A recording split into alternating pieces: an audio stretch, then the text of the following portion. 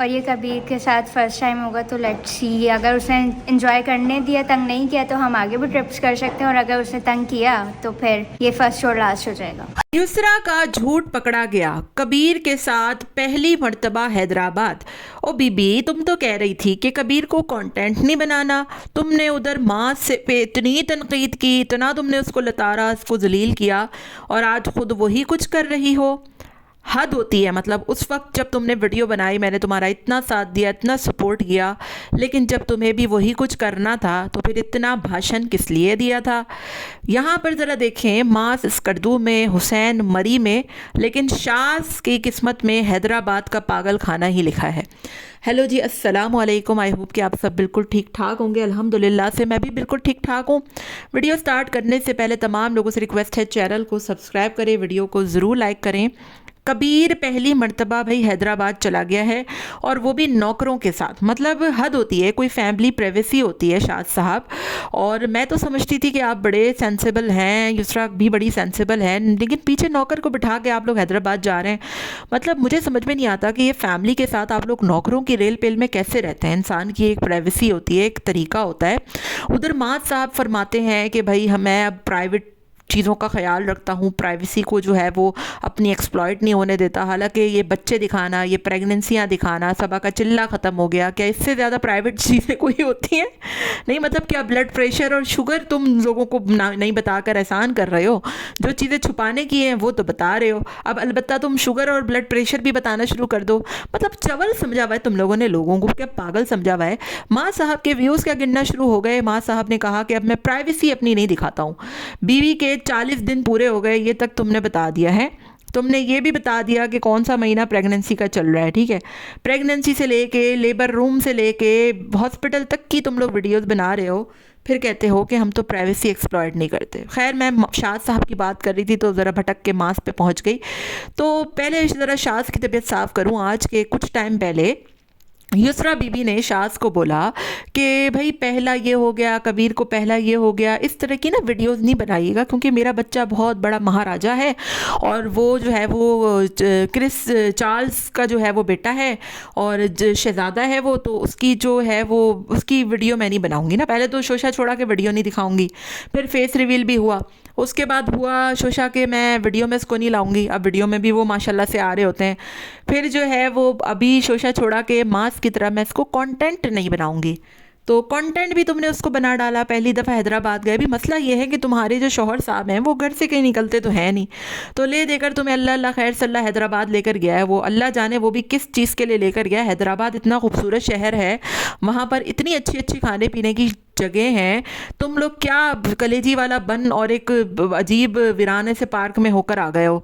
मतलब वहाँ पर मैंने सुना है कि पल्ला मछली इतनी मिलती है, वहाँ पर दरिया है, इतनी खूबसूरत खूबसूरत जगहें हैं। तुम लोगों ने वो सारा कुछ छोड़ छाड़ कर अजीब पता नहीं कहाँ सुनसान वीराने में गए थे। वो तो शुक्र है कि कम से कम तुम्हें रबड़ी का ख्याल आ गया, और क्या ज़बरदस्त रबड़ी थी। मतलब जब से मैंने देखी है ना, मेरे मुँह में पानी आ गया है। मटका रबड़ी। लेकिन सबसे अच्छी बात यह है कि शाज़ जो है वो सिर्फ अपने लिए नहीं बल्कि मास के लिए भी, आंटी जी के घर के लिए भी, और अपने घर के लिए भी लाया। जबकि माँ साहब जो है वो कभी भी शाज़ को याद नहीं रखते। इनफैक्ट कि जब मिठाई बांटी तो कभी भी वो शाज़ के घर पे खुद देने नहीं गया, वो जब घर पे आए तो उसको दे दिया। दूसरा, जब हुसैन साहब और मोमिना साहिबा जो है वो उम्रा से आए, तब उन्होंने हदिया भी जो है वो शाज़ के घर पे नहीं दिया। और जब शाज़ ने बिरयानी बनाई थी तब भी वो मास के घर देने आया था, और रबड़ी भी जो है वो सबके लिए लेकर आया। तो ये मुझे इसकी बड़ी अच्छी बात लगती है। और जब युसरा ने ये बातें कही थी ना कि भाई मैं अपने बच्चे को कंटेंट नहीं बनाऊंगी, तब मुझे वो बातें बहुत अच्छी लगी थी। लेकिन क्या फ़ायदा जब आप वही चीज़ों पर डिनाई कर दें और वही चीज़ें आप करना कराना शुरू कर दें जिस पर आप तनकीद करते आए हैं। तो ये तो वही बात हो गई ना कि भाई हम कर भी रहे हैं और बदनाम भी कर रहे हैं। तो ये तो बड़ी ख़राब बात हुई है। आपने मास साहब को जो है वो बदनाम भी किया, और आपने जो है वो उसका नाम भी ख़राब किया, और आप सब सारे काम भी वही कर रही हैं। तो भाई शाद साहब, आपने गाड़ी नहीं ले ली है, कुछ आप भी ढंग की जगह पर निकल जाए, अपने घर वालों के साथ स्कर्दू ही निकल जाएं। अच्छा जी, माँ साहब की भी आज की वीडियो आ गई है, और माँ साहब जो है वो सबा को अपनी माता रानी के यहाँ छोड़ गए हैं। एक तो मुझे इतना गुस्सा आता है कि हर चीज़ में ये वो 4 गुब्बारे वाला स्टैंड लगा देते हैं। मुझे लगता है कि इनको प्रमोशन के तहत मिला है वो, और वो हर किसी के घर पर अब वही चेप रहे हैं। मतलब इतना चीप, इतना ज़्यादा बुरा लगने लग गया है ना वो गुब्बारे, और वो एक वो हैप्पी बेबी, वेलकम बेबी, भाई हैप्पी बर्थडे, मतलब अब ये सबा मोहतरमा घर पे गई हैं तो वहाँ पर भी ये शोदेबाजी करने की ज़रूरत थी, मतलब हद होती है। और यहाँ पर तुम्हें अपनी अम्मा के घर जाते हुए बड़ी मिठाई आती, मिठाई ले लीजिएगा है। और ये मांस को क्या तुमने सारा लियाकताबाद की रेडी का सारा खाना खिला दिया, उधर वो कलेजी, उधर वो अजीब सी वो मुर्गी के पंजों वाली बोटियाँ, बिरयानी भी बाहर की लग रही थी, एक ले देकर मैक्रोनी शायद घर का था। मतलब कुछ इंसान घर में बना लेता है, ये तुम्हारी बहनें वहनें सिवाय शूटिंग के कुछ भी नहीं करती हैं क्या? और दूसरा कि इतना छोटा बच्चा है तुम्हारे साथ, तुम्हारे घर में बिल्लियों का बगीचा खुला हुआ है, तो भाई थोड़ा ख्याल रखना। वहाँ पर इंतहा के जो है वो बुरे बाल होते हैं बिल्लियों के, और बच्चों के लिए तो बहुत ही ज़्यादा ख़राब होते हैं। इतनी ज़्यादा बिल्लियाँ हैं इनके घर में, इतनी ज़्यादा बिल्लियाँ हैं, मुझे तो कोफ्त हो रही थी कि घर के एक तो फ्लैट्स में लोग बिल्लियों को कैसे पालते हैं, एक कमरा तो इनका बिल्लियों का ही रखा हुआ था। तो बहुत मुझे अजीब चीपनेस सी हो रही थी कि भाई छोटे बच्चा है वहाँ पर, उसको एस्थमा ना हो जाए, उसको कोई प्रॉब्लम ना हो जाए, बिल्ली का बाल बड़ा ख़राब होता है। और फिर बासिल भी उसी के साथ लगा रहता है, तो भाई मतलब बहुत मुझे सबा के घर से ना अजीब ही सी वाइब्स आती हैं, तो बड़े अजीब से लोग हैं। बहरहाल ये सारी चीज़ें थी जो कि मैंने नोट की।